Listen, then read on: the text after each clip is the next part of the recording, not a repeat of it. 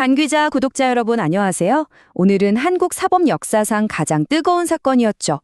최태원 회장과 노소영 관장의 이른바 세계의 이혼 소송, 그 대법원 판결을 속 시원하게 파헤쳐 보겠습니다. 1조 3,808억 원. 네, 이 숫자가 바로 2심 재판부가 최태원 회장이 노소영 관장에게 지급해야 한다고 판결했던 재산 분할 액수입니다. 이건 역대 최대 규모였고 대한민국 전체가 발칵 뒤집혔던 그런 판결이었죠. 그런데 말입니다. 2025년 10월 16일 대법원이 이 역사적인 판결을 완전히 뒤집어 버립니다. 바로 파기환송. 이게 무슨 뜻이냐면 원래 판결을 깨고 사건을 다시 2심 법원으로 돌려보낸다는 결정이거든요.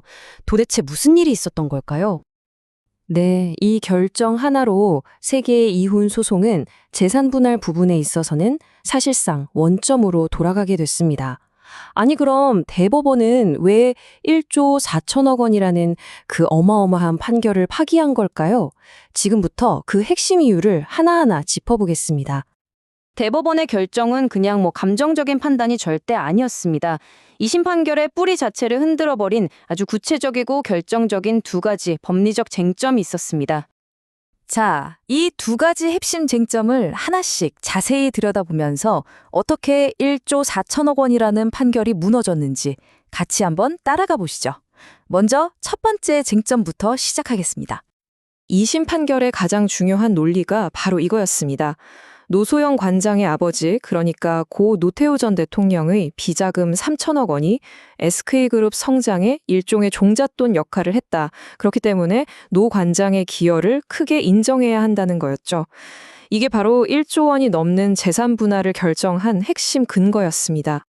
하지만 대법원은 정말 강력한 논리로 이걸 반박합니다. 설령 그 돈이 실제로 SK 측에 전달되었다고 해도 그 돈의 출처는 대통령 재직 중에 받은 불법 뇌물 아니냐. 그렇다면 법적으로 보호해줄 가치가 전혀 없다. 이렇게 딱 선을 그은 거죠. 여기서 불법 원인 급여라는 아주 중요한 법률 원칙이 등장하는데요. 쉽게 설명드리면 불법적인 일을 하려고 준 돈은 나중에 가서 그 돈 돌려주세요 라고 법에 요구할 수 없다는 뜻입니다. 대법원은 노 전 대통령의 자금이 바로 여기에 해당한다고 본 거고, 그래서 재산 분할에서 노 관장의 기여분으로 인정할 수 없다고 못을 박아버린 겁니다. 자, 이제 두 번째 핵심 이유로 넘어가 보겠습니다. 이 부분은 2심 재판부가 재산 분할 대상에 포함시켰던 건데요. 최태원 회장이 이미 예전에 처분해서 지금은 가지고 있지도 않은 무려 1조 1천억 원 규모의 자산에 관한 이야기입니다. 이 슬라이드를 보시면 두 법원의 시각 차이가 명확하게 드러나죠. 왼쪽의 2심은 최 회장이 과거에 처분한 재산도 전부 다 끌어와서 분할 대상에 넣어야 한다고 봤습니다. 하지만 오른쪽의 대법원은 완전히 새로운 기준을 제시했어요.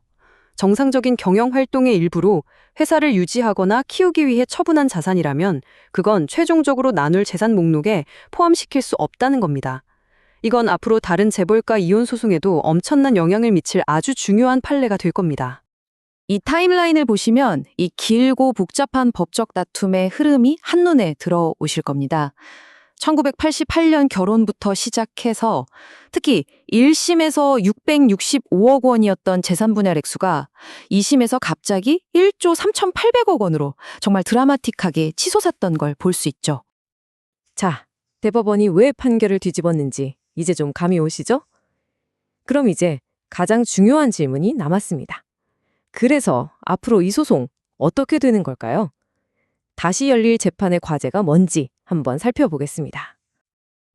이 표가 정말 모든 걸 깔끔하게 요약해주네요. 1심과 2심 판결이 얼마나 달랐는지, 그리고 대법원이 뭘 확정하고 뭘 다시 계산해라고 했는지를 명확하게 보여줍니다. 보시면 위자료 20억 원은 확정됐어요. 하지만 가장 덩치가 큰 부분인 재산 분할은 완전히 처음부터 다시 논의해야 하는 상황이 된 거죠. 그래서 핵심은 바로 이겁니다. 소송이 끝난 게 아니라 파기환송심이라는 새로운 라운드가 시작된 겁니다. 그런데 게임의 규칙이 완전히 바뀌어버렸어요. 비자금 카드와 처분재산 카드, 이 두 개의 아주 강력했던 카드가 이제 노 관장 손에서는 사라진 셈이니까요. 그런데 여기서 정말 흥미로운 지점이 있습니다. 대법원이 이 모든 논란의 진짜 핵심, 바로 SK 주식 그 자체에 대해서는 의도적으로 판단을 내리지 않았다는 사실입니다. 바로 이 질문이 이제 다시 열릴 재판의 가장 큰 싸움터가 될 겁니다.